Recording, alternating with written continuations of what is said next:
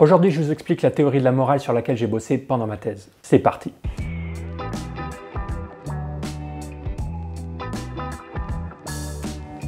On démarre avec un petit coup de machine à remonter le temps. Imaginez un instant être revenu 50 000 ans en arrière dans la peau d'un chasseur-cueilleur. De ce qu'on sait de la vie de ces humains-là, une grande partie de la journée est passée à coopérer. Coopérer pour chasser, coopérer pour faire de la cueillette, coopérer pour se protéger des prédateurs, coopérer pour construire des abris, coopérer pour cuisiner, coopérer pour mettre sa cagoule en peau de mammouth, etc. En biologie, il y a une définition assez précise de ce que ça veut dire coopérer, mais pour cette vidéo, on va prendre la définition du langage courant, qui est grosso modo d'agir ensemble dans un but commun, de faire des trucs ensemble de façon non conflictuelle. Et vous l'avez peut-être remarqué, mais ce qui est formidable quand on fait des trucs ensemble, c'est qu'on peut faire des choses qu'on ne peut pas faire tout seul. Si vous décidez d'aller cueillir des cerises tout seul, vous allez pouvoir ramasser toutes les cerises qui se trouvent sur les branches basses et remplir un panier. Mais si vous décidez d'aller cueillir des cerises avec quelqu'un d'autre qui peut vous faire la courte échelle pour monter dans l'arbre, vous allez pouvoir ramasser beaucoup plus qu'un panier, beaucoup plus que 2 paniers. Vous allez avoir accès à toutes les cerises dans l'arbre. Si vous décidez d'aller chasser à plusieurs et que certaines personnes peuvent jouer les rabatteurs, vous allez attraper beaucoup plus de gibier que si vous chassez tout seul et que vous faites fuir le gibier devant vous. C'est pas qu'un truc de chasseur-cueilleur d'ailleurs, aujourd'hui la coopération est toujours omniprésente et bénéfique dans nos sociétés. La division du travail peut être vue comme un exemple de coopération à large échelle.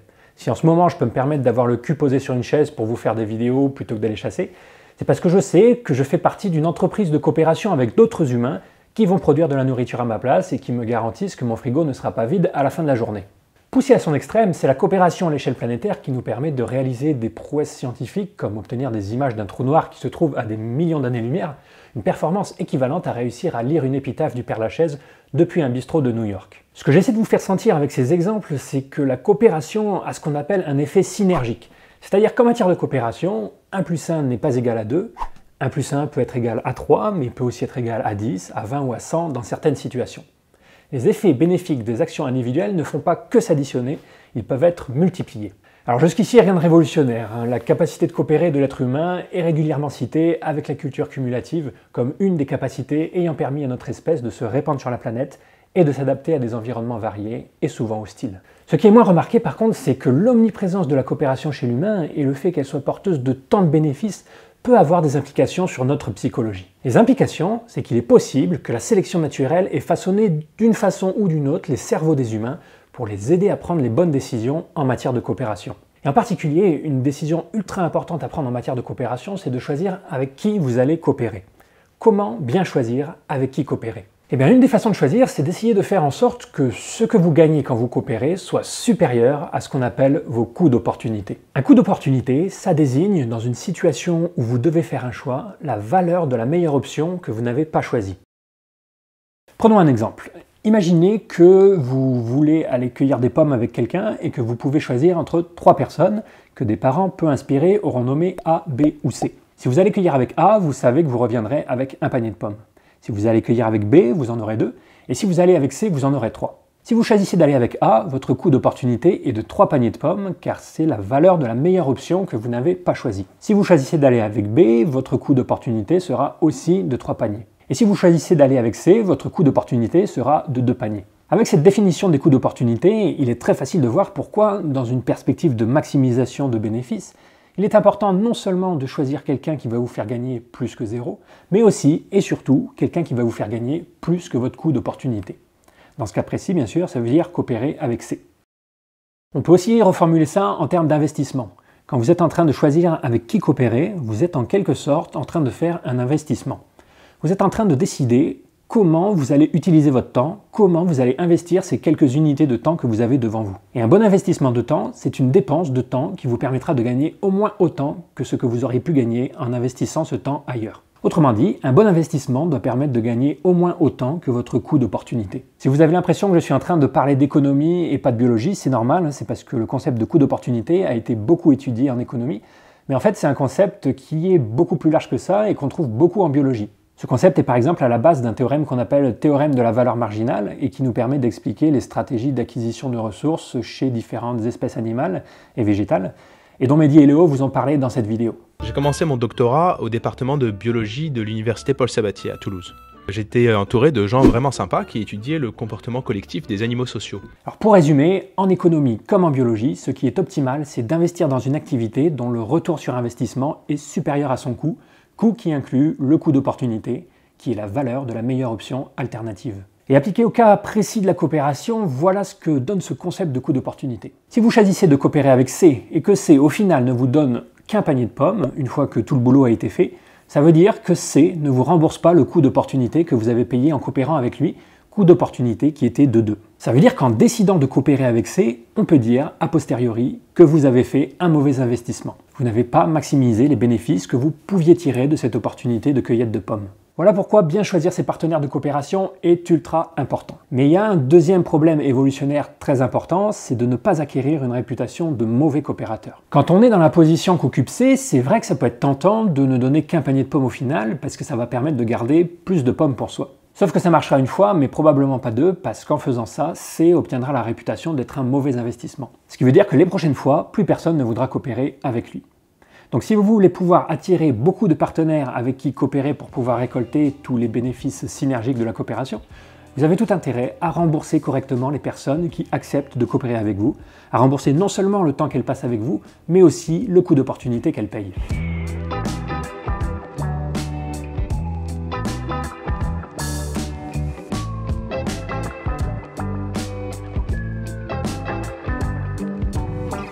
Voilà, ça c'est le principe de base qui n'est pas très dur à comprendre, je pense. L'importance de la coopération dans la vie humaine pose des problèmes de choix de partenaires et des problèmes de gestion de réputation qui peuvent s'analyser en termes de gestion de coûts d'opportunité. Mais que vient faire la morale dans tout ça? Eh bien, si vous acceptez ces prémices que la gestion de coûts d'opportunité a été et est toujours ultra importante dans l'espèce humaine, alors vous pouvez vous demander s'il n'y aurait pas quelque part dans le cerveau humain un mécanisme qui aurait précisément pour but de nous aider à faire ça, nous aider à prendre les bonnes décisions en matière de coûts d'opportunité. Si cette pression de sélection, comme on appelle ça en biologie, a été si importante, on pourrait supposer qu'un mécanisme psychologique nous aidant à résoudre ce problème aurait été favorisé par la sélection naturelle. Un mécanisme qui, étant donné l'extrême importance de la coopération dans la vie humaine, devrait être omniprésent dans notre vie mentale. Un mécanisme qui, étant donné la diversité des situations dans lesquelles des coûts d'opportunité interviennent, s'activerait dans des situations aussi variées que la répartition des richesses, le droit des animaux, la nourriture, la sexualité. Un mécanisme qui, étant donné la gravité de ne pas être remboursé de son coût d'opportunité, nous rendrait fous de rage lorsqu'il détecterait une situation qui ne lui plaît pas. Et quel pourrait bien être ce mystérieux mécanisme dans notre tête? Il n'y a pas tant de candidats que ça.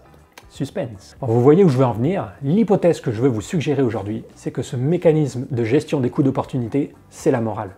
Ce truc bizarre qu'on a dans la tête, qui s'active dans des situations variées et qui est omniprésent dans notre vie mentale, ne remplirait qu'un seul but, calculer des coûts d'opportunité. Le sens moral serait un algorithme cognitif évolué qui vise d'une part à rembourser les coûts d'opportunité qu'on fait payer aux autres, afin de les inciter à coopérer à nouveau avec nous dans le futur, et d'autre part à nous faire éviter les personnes qui ne nous remboursent pas nos propres coûts. Alors avant de continuer, je vais refaire une petite séance de déminage psychologique parce que je suis sûr qu'il y en a qui sont en train de mal interpréter ce que je suis en train de dire. Je ne suis pas en train de dire que la morale consiste à considérer les autres humains comme des investissements. Je ne dis pas que c'est ce qu'il faut faire, ce serait du normatif alors que je ne fais que du descriptif, et je ne dis même pas que c'est ce qui se passe dans notre tête. Si vous pensez que j'ai dit ça, c'est probablement que vous n'avez pas bien compris la distinction ô combien importante entre motivation proximale et motivation ultime que j'expliquais dans la dernière vidéo. Il faut absolument que vous ayez compris cette distinction avant de continuer, sinon vous êtes condamné à patauger pour l'éternité dans les marécages de l'incompréhension biologique. Pour vous le réexpliquer en deux mots, rappelez-vous ma métaphore du sens du goût. On peut très bien dire que le sens du goût a été sélectionné au niveau évolutionnaire pour nous faire manger des aliments riches en énergie et non toxiques, c'est l'explication ultime, sans pour autant en conclure que quand on mange un aliment gras et sucré, on le fait en pensant à tous ces bénéfices que ça va nous apporter pour notre survie. On le fait parce qu'on aime ça, parce que ça nous procure du plaisir, ce qui est l'explication proximale. C'est pareil pour le sens moral. Quand je dis qu'on peut voir les autres comme des investissements, je ne suis pas en train de décrire les calculs qui se passent dans notre tête, je suis en train de dire que d'un point de vue évolutionnaire, dans une perspective de maximisation de la valeur sélective, ça a du sens de considérer les autres comme des investissements. Ça a du sens de penser que la sélection naturelle nous a façonnés, entre guillemets, pour essayer de tirer le maximum de nos interactions coopératives. Si vous étiez un chasseur-cueilleur en l'an -57 360 et que vous aviez réussi à ne pas mourir de faim, ne pas mourir de soif, ne pas mourir de froid, ne pas mourir bouffé par un prédateur, probablement une des choses les plus importantes que vous puissiez faire ensuite pour augmenter vos chances de survie, c'est d'éviter de coopérer avec des gens qui ne remboursent pas vos coûts d'opportunité et de montrer aux autres que vous êtes vous-même un bon investissement en remboursant leurs coûts d'opportunité. Et l'hypothèse serait donc que le sens moral peut aider à faire ça. Mais comment on peut essayer d'apporter un peu plus de crédit à cette hypothèse? Et ma très bonne question, et question qui va nous permettre de réfléchir un peu à la façon dont la science avance et prouve ses théories.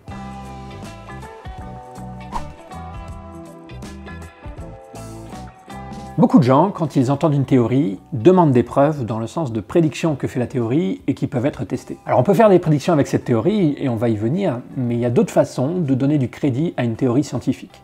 Je vous en ai déjà donné deux d'ailleurs. La première, c'est de vous avoir montré comment cette théorie est rattachée à l'édifice de la science, comment cette théorie ne sort pas de nulle part, mais est rattachée à ce qui se fait en biologie de l'évolution et en théorie des jeux. C'est pas une théorie sortie de la tête d'un type qui s'est réveillé un matin en se disant « Tiens, je vais vous dire ce que c'est la morale ». Et un deuxième point positif en faveur d'une théorie scientifique, c'est sa simplicité. La simplicité d'une théorie, ou sa parcimonie, est généralement considérée comme une qualité, surtout quand elle permet d'expliquer autant de choses que d'autres théories plus compliquées. Et justement, en parlant d'expliquer des choses, une troisième façon de donner du crédit à une théorie scientifique et qui ne passe pas directement par la confirmation de nouvelles prédictions, c'est de montrer en quoi elle permet d'expliquer un ensemble de phénomènes qu'on ne comprenait pas très bien jusqu'à présent ou qu'on considérait comme des anomalies. Les exemples classiques en philo des sciences, c'est Copernic qui arrive à expliquer pourquoi les planètes ont l'air de faire machine arrière parfois quand on les observe depuis la Terre, et pourquoi Mercure ou Vénus, contrairement aux autres planètes, ne s'éloignent jamais du Soleil. On peut aussi penser à Kepler, qui montre qu'il suffit de supposer que les orbites des planètes sont des ellipses et pas des cercles,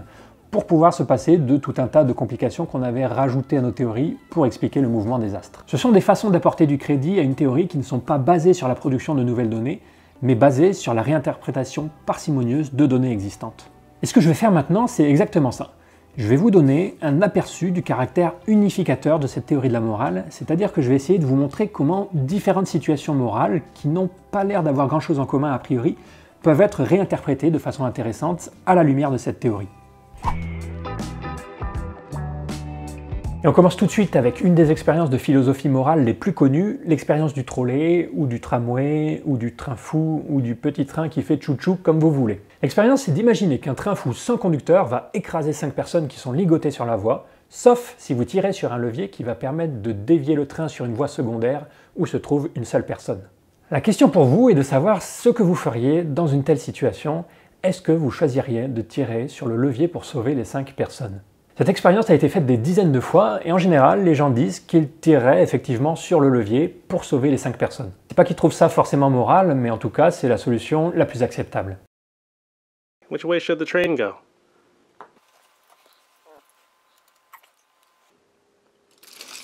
Mais là où ça devient intéressant, c'est que si on propose aux gens non plus de tirer sur un levier pour dévier le train sur une autre voie, mais de pousser une personne sur la voie pour arrêter le train, personne qui se trouvait là à côté par hasard, alors les gens maintenant ne sont plus d'accord pour dire qu'il faut sauver les 5 personnes. Du point de vue du nombre de vies sauvées, les deux situations sont pourtant identiques. Dans les deux cas, il s'agit de sacrifier une personne pour en sauver 5. Et pourtant, les gens ont des intuitions très différentes dans ces deux situations. Alors comment on peut expliquer que les intuitions des gens puissent se retourner comme ça aussi facilement que des tartines beurrées au petit-déj ? L'interprétation la plus classique de cette expérience, c'est qu'elle reflèterait un principe qui est au cœur de la morale et qu'on appelle le principe du double effet. Vous en avez sûrement déjà entendu parler sans le savoir, c'est le principe qui dit qu'on aurait le droit de tuer une personne pour en sauver plusieurs, si et seulement si cette personne n'est pas utilisée comme un moyen pour sauver d'autres personnes, mais si sa mort représente un dommage collatéral. Et c'est vrai que c'est le cas dans le dilemme du trolley. Quand on doit tirer sur un levier, la personne seule sur la voie devient une victime collatérale de l'action de sauver 5 personnes, tandis que dans le cas où on doit pousser une personne sur la voie pour arrêter le train, cette personne est utilisée comme un moyen. Mais il y a une autre interprétation, et c'est une interprétation en termes de coût d'opportunité. Cette interprétation fait remarquer que quand on tue une personne en la poussant sur la voie, on lui fait subir un coût d'opportunité plus grand que lorsqu'on la tue alors qu'elle est déjà sur la voie. Pourquoi ? Parce qu'une personne en sécurité à côté de la voie a des meilleures options alternatives qu'une personne déjà sur la voie. Elle est déjà en quelque sorte plus loin de la mort si vous voulez. Donc si on tue cette personne, on lui fait payer des coûts d'opportunité plus grands, ce qui expliquerait pourquoi notre cerveau, ou tout du moins le cerveau d'une majorité de gens, fait la différence entre ces deux situations alors qu'elles sont identiques sur le plan comptable du nombre de vies sauvées.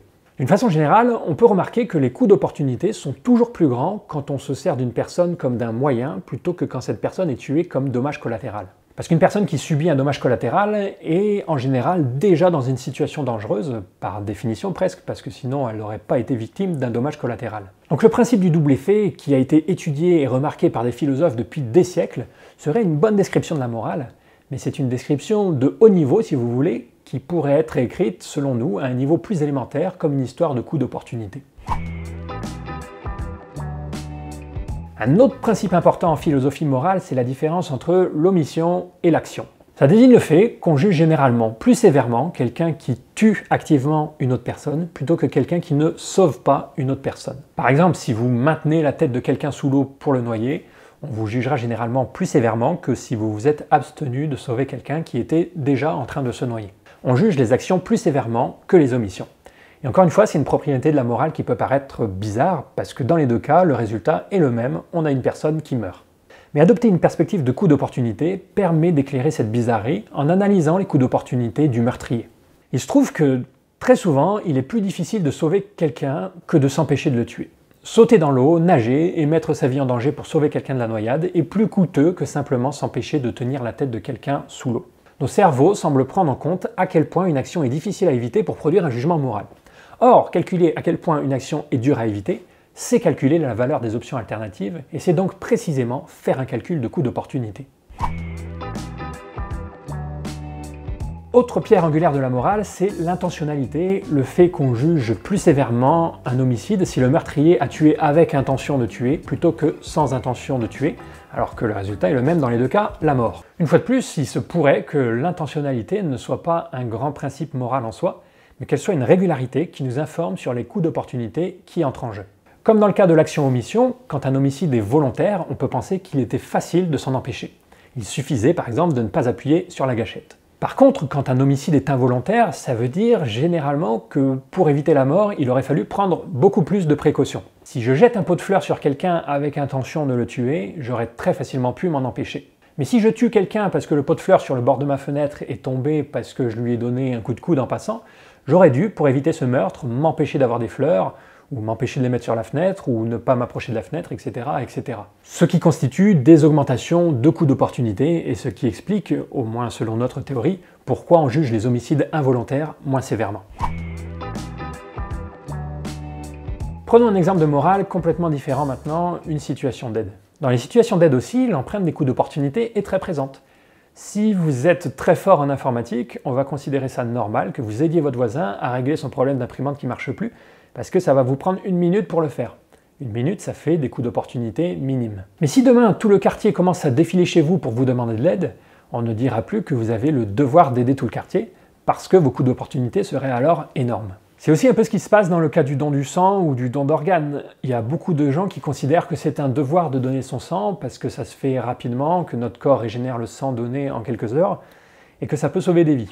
Mais les gens, en général, ne pensent pas que c'est un devoir d'accepter qu'on nous prélève un œil, un rein ou un poumon. Le coût d'opportunité serait trop grand. Et si la morale, c'est une histoire de calcul de coût d'opportunité, on comprend aussi pourquoi le principe de proportionnalité, qui est que plus quelqu'un fournit d'efforts ou travaille longtemps, plus il doit être récompensé, est un principe extrêmement intuitif. Plus quelqu'un travaille longtemps, plus son coût d'opportunité augmente, puisque plus il aurait pu travailler sur un autre projet, et donc plus il doit être rémunéré. On comprend aussi facilement pourquoi nos institutions judiciaires passent autant de temps à calculer des compensations pour les victimes, allant même jusqu'à rembourser les frais d'avocat. Elles font du remboursement de coûts d'opportunité. Dernier exemple pour la route. Dans une vidéo qui s'intitule « 7 expériences de pensée morale », Monsieur Phi teste à quel point l'E est utilitariste, c'est-à-dire qu'il présente à l'E plusieurs scénarios où il faut décider soit d'allouer 5 machines de l'hôpital à 5 patients différents, pour tous les sauver, soit de les allouer toutes à un seul patient, que l'on appelle patient 0. Dans cette version de base, presque tout le monde est d'accord pour dire qu'il faut sauver les 5 patients. Tout le monde est, ou a l'air d'être en tout cas, utilitariste. Et puis Monsieur Phi essaie de changer le jugement moral de l'E, et c'est intéressant de voir quelle stratégie il emploie pour ça. Voilà le deuxième scénario qu'il propose. Tu as été d'abord informé que le patient 0 est arrivé. Comme il a 5 blessures létales et que tu as justement 5 machines pour les soigner, tu as immédiatement donné l'ordre qu'on les branche sur lui. Mais juste après, alors que rien n'a encore été fait, aucune machine n'est encore branchée, on t'informe que les patients 1 à 5 viennent d'arriver. Si tu ne fais rien, les robots vont suivre ton premier ordre et sauver le patient 0. Mais tu peux donner un contre-ordre pour sauver plutôt les patients 1 à 5. Vous feriez quoi, vous ? Dans cette deuxième version, le patient 0 est arrivé en premier et l'ordre a été donné de brancher les machines sur lui. Cette information, qui suffit à changer le jugement de certaines personnes, est selon moi, selon nous, à interpréter comme une augmentation de coût d'opportunité de ce patient 0.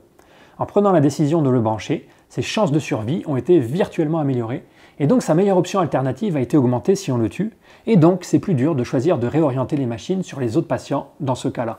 Dans les scénarios suivants, voilà les modifications qui interviennent. Le patient 0 est effectivement branché à une machine, puis il est branché à 5 machines, puis il est effectivement sauvé sans le savoir. À chaque nouveau scénario, les coûts d'opportunité augmentent pour le patient 0. Plus le patient 0 est proche d'être soigné, plus il subirait un coût d'opportunité important si on le laissait finalement mourir. Et de façon remarquable, les jugements moraux des gens évoluent au fil de ces changements de coûts d'opportunité. Dans une autre vidéo, Lé et Thibaut débattent de savoir, à supposer qu'il soit acceptable de tuer des humains pour leur prendre leurs organes et soigner d'autres gens, est-ce qu'il est préférable, petit 1, de faire grandir ces humains en captivité dans une ferme à humains, ou petit 2, de les laisser vivre une vie normale jusqu'à leur assassinat? Et voilà leur dernière réflexion à ce sujet. Je pense que il y a une notion de changement qui est importante quelque part. Parce qu'on a l'impression que celui qui a grandi dans une ferme, lorsqu'il meurt, ça change pas grand-chose. Alors que celui qui a vécu heureux jusqu'à 20 ans, lorsqu'il meurt, ça change quelque chose. Quoi. Donc il faut pas donner aux gens, parce que à partir du moment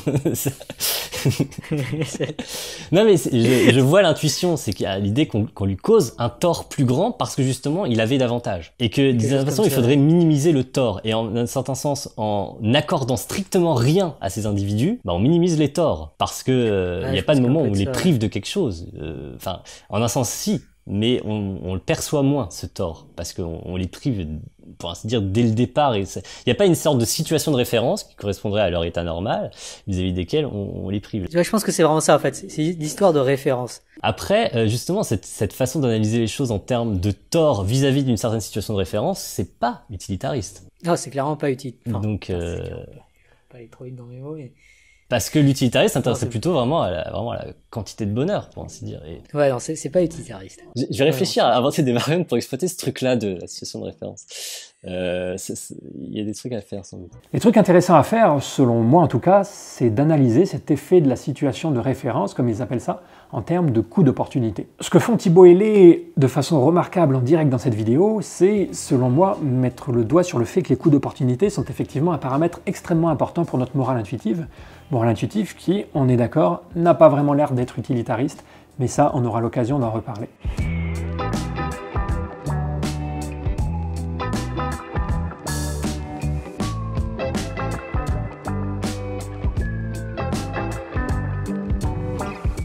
Bien, on va s'arrêter là pour les exemples. Alors je rappelle ce que j'ai voulu faire avec cette accumulation d'exemples, c'est montrer comment une interprétation de la morale en termes de coût d'opportunité permet d'unifier un ensemble de résultats en philosophie et psychologie morale, résultats qui pour certains pouvaient passer pour des anomalies.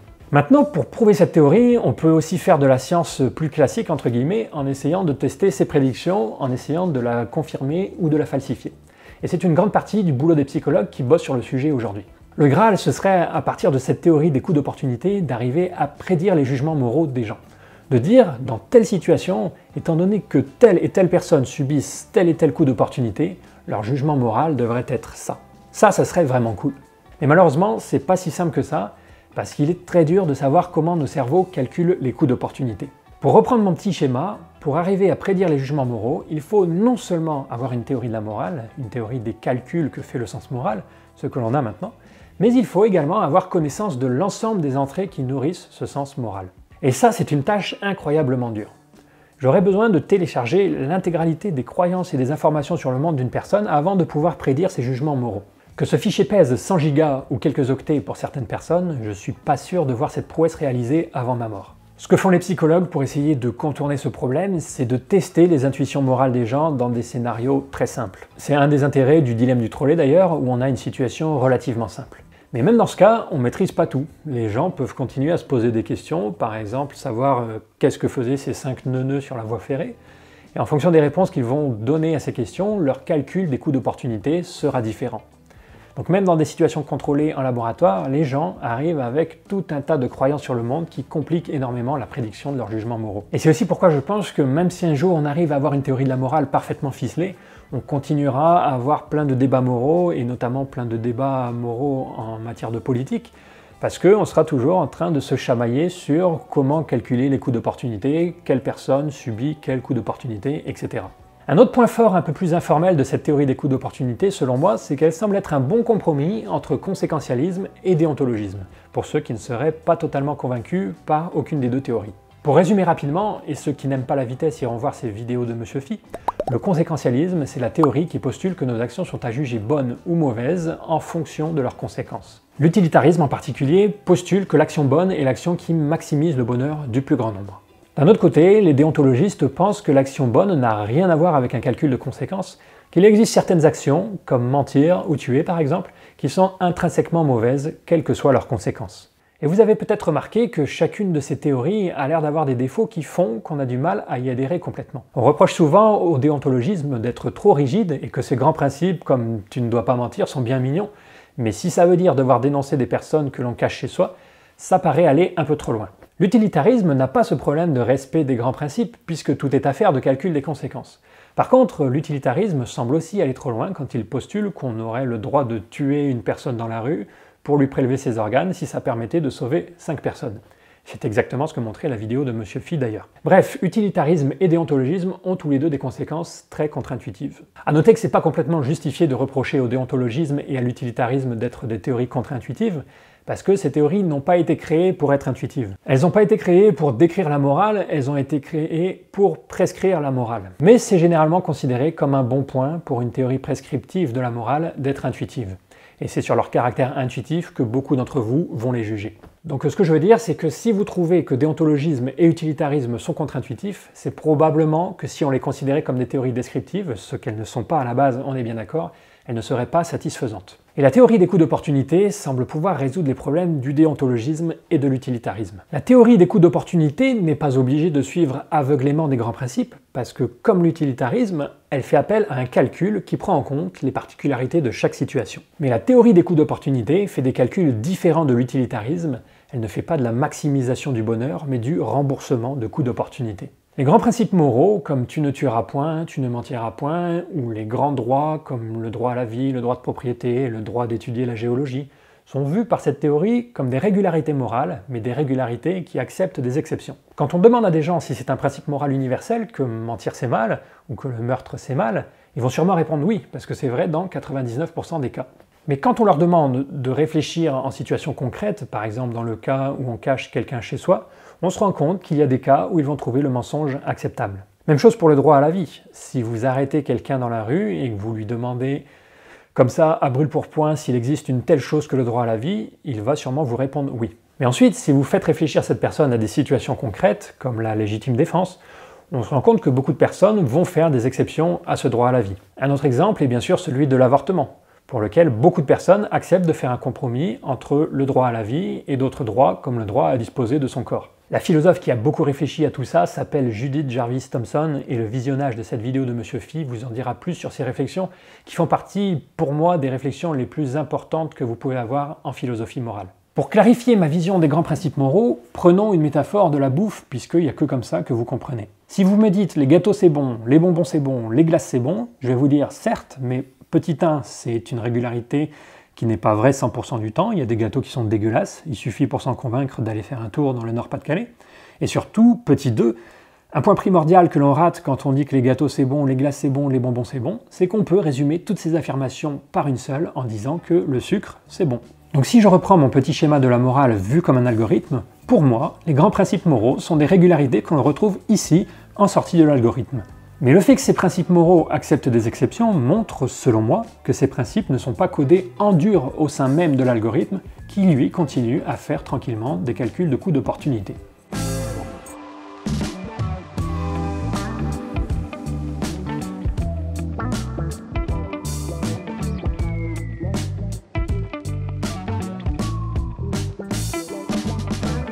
Alors quelle critique on peut faire à cette théorie de la morale ? On peut en faire plein, mais je ne vais pas trop vous mâcher le travail, on va parler juste de 2. La première critique que l'on peut faire, c'est que si notre théorie de la morale, c'est juste une histoire de ne pas faire payer de coûts, c'est un truc trivial, remarqué depuis longtemps, qui est de dire que la morale, c'est de ne pas faire de mal aux autres, de ne pas leur causer de tort. C'est une théorie qui était d'ailleurs assez à la mode en psychologie dans les années 70-80, et qui a été remise en question quand on a commencé à diversifier un peu les sources de données et à lire les anthropologues. On s'est aperçu qu'il y avait plein de situations que les humains moralisent, alors même qu'elles ont l'air de ne s'accompagner d'aucun tort causé à autrui. Typiquement, la sexualité est très souvent moralisée. Il y a des personnes qui vont condamner certaines pratiques sexuelles alors qu'elles sont effectuées en privé et entre adultes consentants. Le respect de la patrie peut être vu comme un autre exemple. Certaines personnes trouvent immoral de brûler le drapeau de leur pays, même si c'est fait en privé et qu'aucun tort n'est causé à personne. Je suis pas en train de dire que les gens qui ont ces jugements ont raison d'avoir ces jugements, mais en tout cas ils les ont, et si vous voulez vraiment aller au bout de votre démarche descriptive de la morale, vous devez essayer de comprendre pourquoi certains cerveaux produisent ces jugements, même si vous n'êtes pas d'accord avec ces jugements. Et justement, ce qui est intéressant avec la théorie des coûts d'opportunité, c'est qu'elle donne des pistes pour expliquer ce genre de jugements moraux qui s'expriment dans des situations où aucun tort n'est causé. Et elle donne des pistes précisément parce qu'elle insiste non pas sur les coûts tout court, mais sur les coûts d'opportunité. Or, un coût d'opportunité, c'est différent d'un coût tout court. C'est un coût qui est très souvent invisible, presque par définition. Si on reprend mon exemple à la con des paniers de pommes, si C vous donne un panier de pommes alors qu'il vous en avait promis 3, vous n'allez pas trouver ça normal, et pourtant, vous êtes plus riche que vous ne l'étiez au départ. Au départ, vous aviez 0 panier, maintenant vous en avez 1, donc si on se contente d'une analyse de coût classique, on peut très bien en conclure que tout va très bien et qu'aucun coût n'a été payé, et donc qu'il n'y a pas lieu de se plaindre. Pourtant, une analyse en termes de coût d'opportunité nous montre qu'il y a bien eu une perte quelque part. L'invisibilité des coûts d'opportunité donne donc des pistes pour comprendre pourquoi certaines personnes moralisent des situations où on dirait qu'aucun tort n'est causé. Quant à savoir où se trouvent exactement les coûts d'opportunité derrière les pratiques sexuelles faites en privé, eh bien je vous laisse ça en devoir à la maison. La deuxième critique qu'on peut faire à notre théorie, c'est qu'elle n'est pas très précise, que dire que la morale c'est une affaire de coûts d'opportunité, c'est bien, mais tant qu'on n'a pas précisé quels sont les coûts d'opportunité, payés par qui, dans quelles conditions, on n'est pas beaucoup plus avancé. On pourrait dire que la notion de coût d'opportunité est tellement vague qu'on peut arriver à en trouver a posteriori dans n'importe quelle situation, et donc réinterpréter n'importe quel jugement moral en termes de coût d'opportunité. C'est une critique qui, je pense, est assez valide à l'heure actuelle, et c'est d'ailleurs ce que je vous disais tout à l'heure, que tant qu'on ne contrôlera pas l'intégralité des entrées du sens moral, on aura du mal à prédire finement les jugements. Mais il faut se rappeler de deux choses. D'abord, c'est pas une théorie qui est beaucoup plus vague que les théories compétitrices, comme l'utilitarisme par exemple, qui cherchent à maximiser le bonheur du plus grand nombre. Mais surtout, il faut s'attendre à ce que, s'il existe une telle chose qu'une morale universelle, la description de ces calculs soit suffisamment vague pour pouvoir rendre compte de l'énorme variabilité des jugements moraux et de la variabilité des situations dans lesquelles ils s'expriment. Si vous faites une théorie de la morale avec des contenus trop précis, vous risquez d'être confronté à un moment donné à un jugement moral que vous ne pourrez pas expliquer. Enfin, sachez, si c'était pas clair, que je fais pas du tout cette vidéo pour vous convaincre que cette théorie est vraie. Ça, c'est un truc qu'on ne saura pas avant quelques dizaines d'années. Telle que je vous l'ai présentée, elle est d'ailleurs très probablement fausse, au moins en partie, mais ça, c'est pas très important. Je fais cette vidéo avant tout pour vous montrer une théorie descriptive de la morale un peu plus en détail et vous montrer à quoi ressemble la construction d'une telle théorie, quel genre de preuves on peut avancer. Et même si vous n'êtes pas convaincu, essayez d'interpréter la prochaine situation immorale que vous vivrez en termes de coût d'opportunité, vous verrez que ça devrait vous aider à comprendre certaines choses. Et on va terminer cette vidéo avec un peu de philosophie et de pensée bisounours en faveur de la complémentarité des sciences. Les philosophes ont eu, et ont toujours à mon sens, une démarche assez similaire à celle des biologistes, dans le sens où ils essaient d'aller gratter derrière la variabilité de la morale pour dégager des grands principes moraux ou des règles générales de calcul moral. La grosse différence avec la biologie, c'est que, comme je vous le disais tout à l'heure, les philosophes se sont souvent inscrits dans une démarche normative plus que descriptive. Mais la démarche de ne pas se satisfaire de ce qui est immédiatement observable et d'essayer de chercher des lois générales me semble être la même. C'est donc intéressant de regarder comment notre théorie de la morale peut être liée à ce qui se fait en philosophie. Je vous ai déjà parlé dans la deuxième vidéo de la série de comment la conception biologique de la morale se rapproche de la conception qu'en avaient les philosophes écossais du XVIIIe siècle, les philosophes du sens moral comme on les appelle. Mais s'il y a des philosophes de la morale parmi vous, les histoires de remboursement de coûts d'opportunité vous ont peut-être fait penser à d'autres philosophes, et notamment les contractualistes Rawls et Gautier en particulier. Et ça serait complètement normal parce que la théorie que je vous ai présentée aujourd'hui est fortement inspirée du contractualisme en ce qui concerne la description de la logique de la morale. Alors pour ceux qui ne connaissent pas, le contractualisme, c'est une théorie philosophique qui avance qu'une bonne métaphore pour décrire la logique de la morale, c'est la métaphore du contrat. Selon cette philosophie, quand les gens agissent de façon morale, ils agissent comme s'ils avaient passé un contrat les uns avec les autres, un contrat qui respecte les intérêts de chacun. L'exemple de contrat le plus connu, c'est peut-être le voile d'ignorance de Rawls, un philosophe qui a énormément contribué à revigorer les débats sur la morale en philosophie au XXe siècle. Et Rawls nous dit que quand ils agissent de façon morale, les gens agissent comme s'ils avaient passé un contrat les uns avec les autres, derrière un voile d'ignorance, c'est-à-dire sans connaître la place qu'ils occuperaient dans la société. Imaginez qu'avant votre naissance, dans un monde imaginaire, vous ayez eu à vous accorder sur une distribution des ressources de la société, mais sans savoir si vous alliez naître dans une famille riche ou pauvre, sans savoir si vous alliez naître handicapé ou bien portant, et sans savoir si vous alliez naître sain d'esprit ou avec une attirance particulière pour la géologie. Eh bien, ce que nous dit Rawls, c'est que dans une telle situation, parce que les gens ne savent pas quelle position ils auront dans la société, ils vont se mettre d'accord sur une distribution des richesses qui ne lèse personne, une distribution qui soit avantageuse pour tout le monde, et une distribution qui compense les handicaps, afin que même ceux qui naissent avec un handicap, qu'il soit physique ou social, puissent mener une vie normale. Les philosophes contractualistes font remarquer que les gens se comportent comme s'ils avaient signé un contrat derrière un tel voile d'ignorance. Et c'est vrai que cette description du contrat a l'air pertinente. Mais à ce qu'on sache, aucun contrat n'a été réellement signé, que ce soit avant notre naissance ou après. D'où peut donc bien venir ce contrat? Eh bien, adopter une perspective évolutionnaire résout ce problème immédiatement. Ce contrat a pu être signé pour nous par la sélection naturelle, si vous me permettez d'utiliser du langage finaliste. De la même façon que la sélection naturelle nous a permis d'acquérir un sens du goût qui nous fait préférer les aliments gras et sucrés, sans nous demander notre avis et parce que ça nous a aidé dans le passé à survivre, la sélection naturelle nous a permis d'acquérir un sens moral qui nous fait nous comporter comme si on avait passé un contrat avec les autres, parce que ça nous a aidé à survivre dans le passé. Et la perspective évolutionnaire permet aussi de nous éclairer sur la nature de ce contrat, en nous donnant des informations sur les problèmes évolutionnaires les plus importants auxquels ont été confrontés nos ancêtres. Un de ces problèmes ayant été, comme j'ai essayé de vous l'expliquer aujourd'hui, de rembourser les coûts d'opportunité aux autres. J'espère que vous commencez à apercevoir tout l'intérêt d'une perspective évolutionnaire pour étudier le comportement humain, et l'intérêt de faire des passerelles, des ponts ou des viaducs entre différentes disciplines, entre biologie et sciences humaines, entre biologie et philosophie, parce que ces disciplines se renforcent les unes les autres et que les points faibles d'une discipline peuvent être effacés par les points forts d'une autre. Les biologistes négligent parfois l'étude de la logique même de la morale parce qu'ils sont trop concentrés sur la question de ses origines. Les philosophes peuvent venir combler cette lacune en montrant par exemple que la morale suit une logique contractualiste. Par contre, les philosophes contractualistes auront du mal à expliquer d'où peut venir ce contrat. Les biologistes peuvent les aider sur ces questions.